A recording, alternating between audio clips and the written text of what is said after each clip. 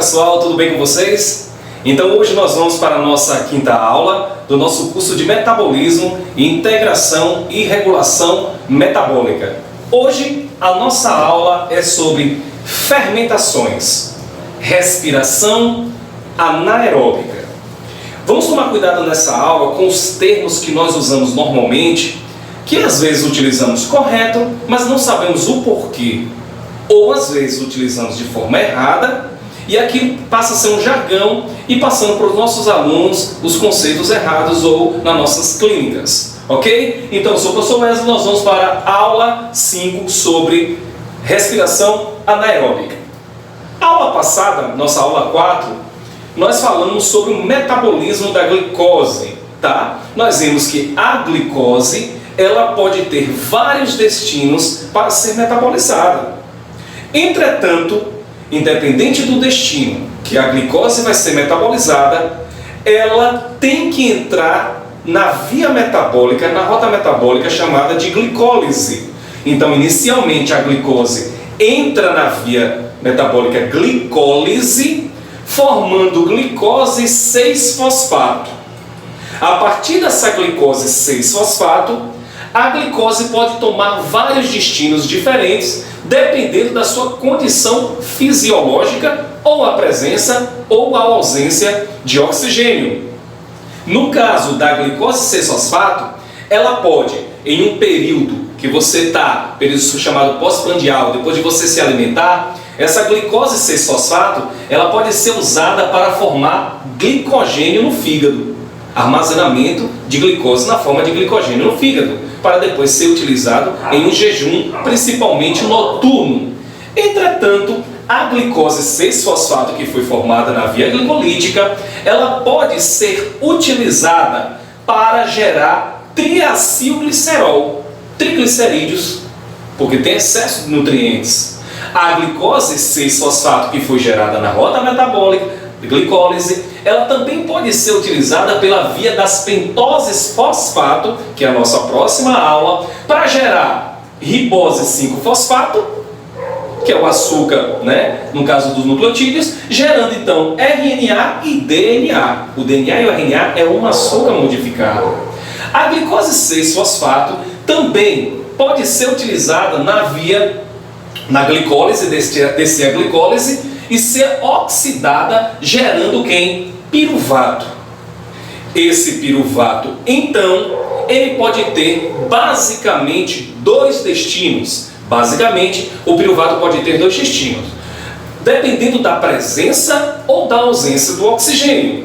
Quando há presença de oxigênio, esse piruvato, ele adentra a mitocôndria, ou em algumas bactérias, no caso que não tem, as bactérias que não têm mitocôndria, ele também pode ser metabolizado na presença do oxigênio, mas falamos então de células que têm a mitocôndria, tá? Ele entra na mitocôndria, onde vai ser oxidado completamente, gerando gás carbônico e água, mas também gerando NADs e FADs reduzidos, que serão usados para a produção de quem? De ATP, porque é a única forma de energia que nós conseguimos utilizar. Nossa aula de hoje, então, vamos ver que o piruvato, evidentemente, como eu falei, pode ir para a mitocôndria, mas quando não tem oxigênio, o piruvato vai para outro caminho. Ele vai para um processo de fermentação. Aí entra os tipos de fermentação que nós conhecemos. Acompanha comigo, porque eu quero detalhar muito bem sobre essa tal dessa fermentação, que às vezes a gente aprende de forma equivocada. Veja, o piruvato, na ausência do oxigênio, ele pode gerar lactato, como a gente aprende lá, tudo bem. Esse lactato, se for gerado pelos músculos, vai para o fígado, onde no fígado, através de uma via metabólica, que também vamos estudar aqui, da gliconeogênese, gerar glicose, podendo voltar de novo para o músculo, que aí nós fechamos o chamado ciclo de Cori. Mas não é isso que eu quero entrar agora. Eu estou falando então numa rota metabólica de piruvato a lactato, que é um tipo de fermentação, é uma respiração que a gente fala anaeróbica, pois não necessita de oxigênio para ocorrer oxidação. Eu vou repetir aqui, que eu sei que você não está pegando às vezes o fio da meada. Olha só, de piruvato a lactato ocorre oxidação. É tanto que eu tenho NAD reduzido, utilizo os hidrogênios para reduzir o piruvato, gerando lactato, deixando o NAD oxidado livre para voltar à rota da glicólise, que é de glicose a piruvato. Só que esse processo de oxidação e redução não precisou de quem? De oxigênio para ocorrer. Por isso que eu chamo de respiração anaeróbica. Nesse caso, eu gerei ATP através de oxidação, mas sem a necessidade de quem? Do oxigênio. Eu também posso pegar o piruvato, a célula, que não vamos entrar em detalhe no instante, na ausência do oxigênio, descarboxilar, gerando acetaldeído. Esse acetaldeído, então, pode sofrer oxidação, pode sofrer redução, e o NAD reduzido a oxidação, processo de oxirredução. De novo, na ausência do oxigênio, por isso que respiração anaeróbica, porque é um processo de oxidação que não há necessidade do oxigênio, gerando etanol.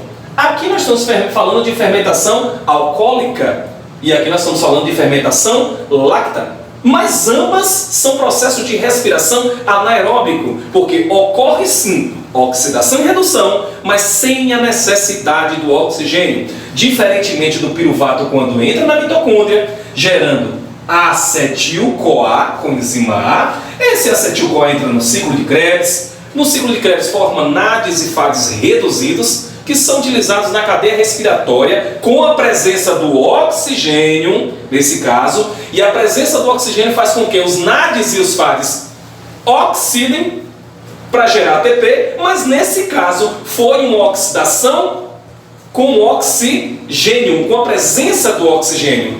Estamos falando então de uma respiração aeróbica, que é um processo de produção de ATP mediados por oxidação e redução via a presença do oxigênio. Os dois não. São processos de oxidação e redução, mas na ausência do oxigênio. Não é oxidativa. Então eu posso resumir facilmente. Eu tenho um processo de fermentação ou respiração não oxidativa, em termos de oxigênio, e aqui com a presença de oxigênio oxidativa, no caso no que diz respeito ao oxigênio. Então, esse piruvato, como eu falei agora, ele pode ter três caminhos: formar acetil-CoA, ciclo de Krebs, por um processo de respiração aeróbica, pois há a presença do oxigênio. O processo de oxidação-redução é mediado por oxigênio, mas pode fazer respiração anaeróbica, como a fermentação láctea e a fermentação alcoólica, que são processos de oxidação-redução sem a presença do oxigênio. O processo de fermentação, gente, ocorre também no citoplasma. Já no processo de respiração aeróbica, ela tem que ir para a mitocôndria para ocorrer lá. A glicólise, que é de glicose a piruvato, no citoplasma, o processo também é anaeróbico. Gente, quando não tem oxigênio, é anaeróbico. Ok. Aí eu vi uma pergunta que não quer calar. Qual a diferença de respiração aeróbica de respiração anaeróbica? Poxa, Wesley, eu sei isso aí facilmente. Eu sei de cabeça o conceito. Eu não vou responder agora, eu vou deixar para o final da aula. Nesse momento eu quero que você pense a sua resposta da diferença de respiração aeróbica para anaeróbica e compare no final da aula com o conceito que eu vou te dar, para ver se realmente se aproxima do que é bioquimicamente falando isso. Mas, antes de entrar nos processos mesmo de fermentação, eu quero que você venha fazer uma revisão comigo aqui sobre química orgânica. Olha a química como é importante para entender a bioquímica. Garanto que provavelmente vocês não viram isso lá na graduação ou no ensino médio. Veja comigo. Eu tenho aqui uma reação orgânica de oxidação. Perfeito? Tem uma reação orgânica de redução. Lembra que oxidação perde elétrons, redução ganha elétrons. Só que no campo da química orgânica eu posso ir mais além. Olha o macetinho que eu vou lhe dar. Reação orgânica de oxidação normalmente aumenta o número de oxigênios, tá? Aumenta o número de oxigênio e diminui o número de hidrogênios. Repito, aqui Reação orgânica de oxidação aumenta o número de oxigênio, diminui o número de hidrogênios. Vamos ver se eu estou certo? Eu tenho um álcool primário. Ele sofreu o processo de oxidação ao longo aqui e formou ácido carboxílico. Conta comigo, quantos hidrogênios ele tinha? 3, 4, 5, 6. No final ele está com quantos hidrogênios? 3 com 1 aqui, 4. Diminuiu o número de hidrogênio. Ele estava com quantos oxigênio? 1. No final ele está com quanto? 2. Então, peraí. Eu estou falando de um processo de oxidação, redução, nesse caso de oxidação tão somente, na presença do oxigênio. Wesley, por que então chama isso aqui de respiração aeróbica? Simples, que nesse processo eu não estou gerando ATP. O conceito de respiração aeróbica tem que estar atrelado à geração de ATP. Se isso gerasse ATP, era respiração aeróbica. Então eu posso falar aqui que nada mais é do que uma reação de oxirredução, uma reação de oxirredução, tá? Orgânica, no qual aumentou o número de oxigênio, diminuiu o número de hidrogênios. Meu filho, se você vê isso em qualquer lugar, pode ter certeza, você está falando de um processo metabólico oxidativo. Isso é oxidativo. Já na reação orgânica de redução, é o inverso. Normalmente, nesse sempre, diminui o número de oxigênio e aumenta o número de hidrogênios. Ele está reduzindo, recebendo elétrons. Lembra da bioquímica, os sistemas biológicos, quando recebe elétron, vai próton juntos, que é o H+ de hidrogênio, né? H+ com elétron, o hidrogênio está indo junto. Veja, quantos hidrogênios eu tenho aqui no álcool secundário? 3, 4, com 3 aqui, 3 e 3, 6, 7, 8. No final da reação eu tenho quantos aqui, ó? 3, 6, tá? Eu tenho 6, nesse caso aqui, tá? E eu precisei de quem? De oxigênio. Ele sofreu uma redução. Quando redução eu digo que recebeu elétrons. Então, cuidado com os conceitos de química orgânica. Como? Eu botei bem assim para chamar a atenção. Como os seres vivos fazem fermentação ou respiração anaeróbica? Cuidado, pessoal. Eu poderia colocar a palavra aqui, ó, por quê? Porque os seres vivos fazem fermentação ou respiração aeróbica. Se eu perguntasse por quê, eu estou sendo lamarquista. Eu estou falando que bactérias, músculos, hemácias fazem fermentação para um fim. Eu estou falando, se eu perguntasse o porquê, você vai dizer, o micro-organismo faz fermentação para produzir algo. Em nenhum momento o micro-organismo está pensando em fazer uma fermentação para produzir algo para você utilizar. O produto final, gente, que foi produzido nesse caso álcool, foi uma eventualidade, porque o que ele queria mesmo era ter NADs oxidados para reutilizar lá na glicólise. Então eu tenho que utilizar como, que aí eu estou sendo um darwinista, e não por quê. Como isso ocorre? Como os seres vivos fazem essa fermentação? E não por quê. Aí se eu botar o porquê, você vai dizer, eles fazem para produzir, sei lá, álcool, para produzir lactato. Não é bem por aí. Então, como os seres vivos fazem fermentação ou respiração aeróbica? Vamos ver como é que eles fazem? Olha como é simples, ó. Glicose, fazendo a glicólise, entrando na via metabólica glicólise, gerando quem? Ácido pirúvico. Gera 2, né? 2 ácidos pirúvicos. Tudo bem? Só que daqui até aqui sofreram várias oxidações. A glicose oxidou. Quando eu digo oxidou, ela perdeu o hidrogênio, baixou o número de hidrogênios, tá? E não necessariamente aumentou de oxigênio. E esse hidrogênio foi para onde? Esses hidrogênios e elétrons, eles foram agora reduzir quem? Os NADs que estavam oxidando, gerando NADH reduzidos. Então, a glicose oxidou, gerando o piruvato, por vários processos, como nós estudamos na aula passada. Mas quem foi que reduziu? Os NADs, que eram oxidados, passaram a NAD reduzidos. Excelente, que depois são utilizados na cadeia respiratória para produzir ATP. Agora venha para o que eu quero aqui, a fermentação. O piruvato. Bom, se não tem oxigênio na célula, seja procarioto ou eucarioto, o destino dela é fazer o quê? Aí onde entra. Como elas fazem fermentação? Como elas fazem fermentação? Seres vivos são assim, ó, bem simples, ó. Piruvato, ele foi formado e não pode ser completamente oxidado. Dessa forma, a quantidade de NAD, gente, NAD+, é muito baixa nas células. E eu preciso de vários NADs+, para ser utilizado na via glicolítica, que pega a glicose e forma piruvato. Senão a via glicolítica para. Só que meus NADs estão com hidrogênio, estão reduzidos, que foram reduzidos nessa via metabólica de glicose, formando piruvato. Não foi reduzido? Ó, vários dele aqui reduzidos. Ó. Beleza, foram reduzidos. Só que eu preciso dele oxidado, senão a via para. E se essa via parar, gente, eu vou parar a via das pentose fosfatos, que é para gerar nucleotídeos. Eu vou parar outras vias que dependem de quem? Da via glicolítica, como eu falei no início da aula. Então, como eles fazem isso? Simples. Ele passa agora o piruvato a ser o aceptor de elétrons. O que é aceptor? Quem pega o elétron, ele reduz. Então ele toma esse hidrogênio aqui com elétron, piruvato, e gera o que? Na hora que ele toma o elétron e o hidrogênio aqui do NAD, ele vira quem? Ácido lático. E passa a ter NAD oxidado, que pode ser utilizado, reutilizado na via glicolítica. Por isso que como os seres vivos fazem isso? Olha a pergunta. Vou voltar à pergunta. Como os seres vivos fazem fermentação ou respiração anaeróbica? Como? Usam o piruvato como aceptor de elétrons, gerando então ácido lático ou lactato. E esse processo é um processo também de quem? De oxidação, redução.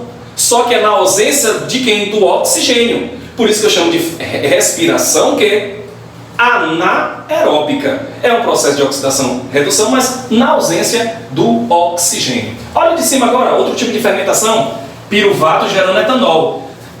Por que os seres vivos fazem fermentação? Aí você ia responder, para produzir etanol. Você está sendo lamarquista, não é? Como eles fazem fermentação?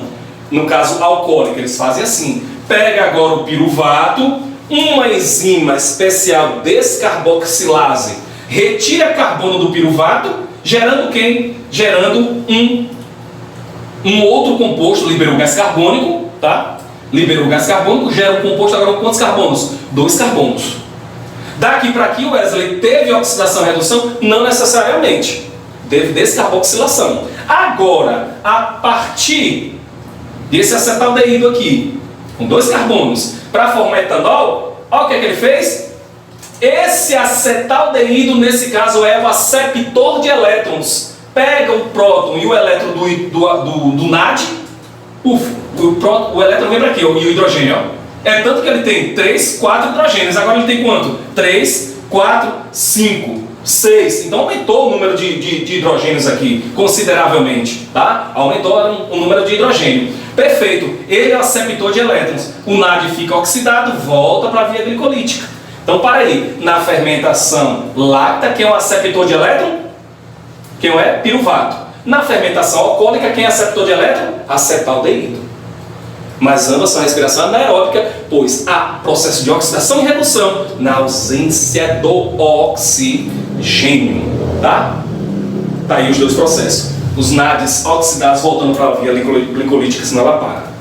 Quais são os tipos de fermentação que nós chamamos de oxidação anaeróbica? Olha o nome, respiração anaeróbica. Eu também posso chamar de oxidação anaeróbica. Por que uma oxidação anaeróbica, Wesley? Porque não há, é um processo de oxidação, mas não tem oxigênio envolvido. Vou voltar aqui, ó. Olha que frase bacana, oxidação anaeróbica. É o mesmo jeito de respiração anaeróbica. Por quê? Oxidação. Oxidou aqui, alguém reduziu, como não mostrei aquele instante. Mas na ausência do oxigênio. Por isso que é anaeróbica. Se ocorresse oxidação, oxidação e redução na presença do oxigênio, seria aeróbica, principalmente com a produção de ATP. Então, os tipos de fermentação. Tem a fermentação láctea, gente. Quem faz fermentação láctea? As hemácias fazem muita fermentação láctea, e todo o lactato produzido tem que ir para o fígado ser metabolizado pela via da gliconeogênese, gerando glicose, tá? Pela via gliconeogênese. Quem faz também? Fibras musculares. Aí eu tenho 2 tipos aqui, ó, com muitas mitocôndrias, fibras musculares com muita mitocôndria. Se tem muita mitocôndria, então é bem provável que ela faça mais respiração aeróbica, oxidação aeróbica, né? Mas ela faz também anaeróbica um pouco, dependendo do uso contínuo com uma falta de oxigênio. E tem as fibras do tipo 2, que tem poucas mitocôndrias, que são fibras brancas que a gente chama. Essa faz muita fermentação láctea. E esse lactato, gente, em grande quantidade do músculo, faz com que o músculo fadigue. E o músculo fadigar, você é como se, entre aspas, perdesse a força do músculo. Ele precisa então parar para se regenerar, tirar aquele lactato, jogar lá no fígado para formar glicose, retirar esse lactato. Também quem faz fermentação sabe quem, gente? Fermentação láctea, vários tipos de bactérias, utilizando vários tipos de carboidrato a diferentes temperaturas. Está aqui várias bactérias que podem fazer fermentação, tá? E é utilizado comercialmente. Algumas leveduras também fazem fermentação láctea, mas muito pouco. Tá? Dentro da fermentação láctea, eu quero agora falar um pouco das enzimas e o processo. Veja, eu tenho o piruvato e tem uma enzima chamada lactato desidrogenase. Lactato desidrogenase, se você ver a reação aqui, gente, gera quem? Lactato. Mas se você ver a reação, ela está em equilíbrio químico. Só que esse equilíbrio químico está mais deslocado para a produção de lactato. E essa produção de piruvato para lactato, a variação de energia padrão é negativa e muito negativa. É muito espontânea. Tá? Por isso que a seta está até maior. Então essa enzima, coloca no sítio catalítico o piruvato e o NAD, o quê? O NAD reduzido. Coloca todos os dois juntos. Retira então esse hidrogênio daqui e coloca onde? No piruvato, porque ele é um aceptor de elétrons. Então o piruvato reduz e esse NAD é oxidado. Reação de oxirredução. Na ausência de quem? De oxigênio. Por isso que nós chamamos na estante de quê? Olha o nome. Oxidação anaeróbica. Tá? Beleza? Gerando quem? Lactato. Esse lactato, como ele está sendo consumido sempre, joga na corrente sanguínea e vai para o fígado, aí melhora ainda o deslocamento do equilíbrio. Isso aqui, então, na ausência de oxigênio, de fermentação láctea. E por que, Wesley, isso ocorre, ou melhor, como isso ocorre em termos de oxidação e redução? Nós vimos na aula 3, como é que introdução à bioquímica, introdução ao metabolismo. Olha, o NAD oxidado e o NAD reduzido estão em equilíbrio químico. O potencial de redução dele é menos 0,32. O piruvato gerando lactato ou lactato gerando piruvato em equilíbrio químico, né, os dois, tem um potencial de redução de 0,19. Qual o número maior? O de baixo. Logo, se esse tem um potencial de redução maior, significa que ele tem a capacidade, o piruvato, de oxidar quem? O NAD que está reduzido, retirar aqui os elétrons e prótons e jogar no piruvato, gerando lactato. Também tem uma explicação a nível de eletroquímica. E eu posso até calcular quantos volts isso pode gerar. Essa energia poderia ser usada para gerar ATP. Só que eu não tenho ATP ali no ATP para fazer isso. Se eu tivesse, era uma respiração aeróbica. Ou não seria porque não tem oxigênio. Mas se tivesse oxigênio, seria uma respiração aeróbica. Veja, gerou mais 0,13 volts. Eu não vou entrar em detalhe porque na aula de introdução à bioquímica eu já expliquei. Essa reação do NAD oxidado, reduzido, gerar piruvato, gerar lactato, é espontânea? Essa reação aqui, piruvato a lactato é espontânea? O processo, vamos ver se ela é espontânea? Podemos calcular? Sim. Variação de energia livre vai dizer se ela é espontânea, né? Menos é igual a menos número de elétrons, a constante de Faraday, variação do potencial de oxirredução, que nós calculamos já aqui. Então, calculando fica, foram 2 elétrons transferidos daqui para cá, 2 elétrons que saíram do NAD aqui, e prótons, o piruvato gerando lactato. A constante de Faraday 96,5 vezes a variação do potencial de redução, que está aqui, 0,13. Calculando isso, a variação dá menos 25 aproximadamente mols, ou seja, reação espontânea, libera energia, tudo para ocorrer. Também tem a fermentação alcoólica. Na fermentação alcoólica, quem faz isso normalmente são as leveduras, é tanto que elas são utilizadas para diferentes fins. Produção de quem? Cervejas, vinhos, tá? Nessa fermentação alcoólica. Então, ela gera realmente álcool, essas leveduras, tá? Tem a fermentação láctea que eu falei antes, algumas bactérias, como gera iogurte, tá? Tem a fermentação acética, gerando ácido acético. Algumas bactérias fazem isso, conseguem produzir vinagre, tá? A partir do piruvato. tem a fermentação butírica, que gera ácido butírico, que nada mais é do que aquele ranço da manteiga. Hoje só vamos falar de duas fermentações, alcoólica e láctea. Então, falando da fermentação alcoólica, olha que bonitinho, piruvato de novo. O piruvato, então, a primeira reação é uma enzima chamada piruvato descarboxilase, ela vai tirar gás carbônico.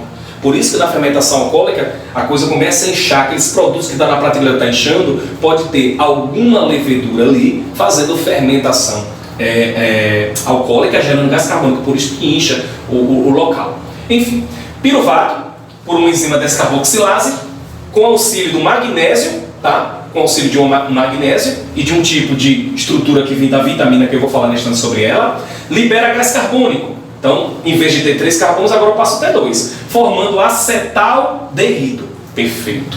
O acetaldeído agora é quem? É o aceptor de elétrons do NAD. Ó. O NAD vai doar os prótons e elétrons para o acetaldeído. Quando ele doa, ele fica oxidado, volta para a via glicolítica, senão ela para, e gerando o etanol. E quem faz aqui é uma enzima chamada álcool-desidrogenase. Nós temos essa enzima também, gente. Olha que bacana, quando a gente bebe uma cervejinha a mais, né, a gente não tem aquela ressaca. Sabe o que é aquela ressaca além da falta de água no ciclo de Krebs? Aquela ressaca nada mais é do que o nosso corpo está pegando o etanol, utilizando álcool desidrogenase e está gerando acetaldeído. Ou seja, eu estou pegando o NAD que estava oxidado, que ia para a via glicolítica, ia ser usado lá. Mas não, porque eu bebi uma cervejinha e disse, vou ter que deixar aqui.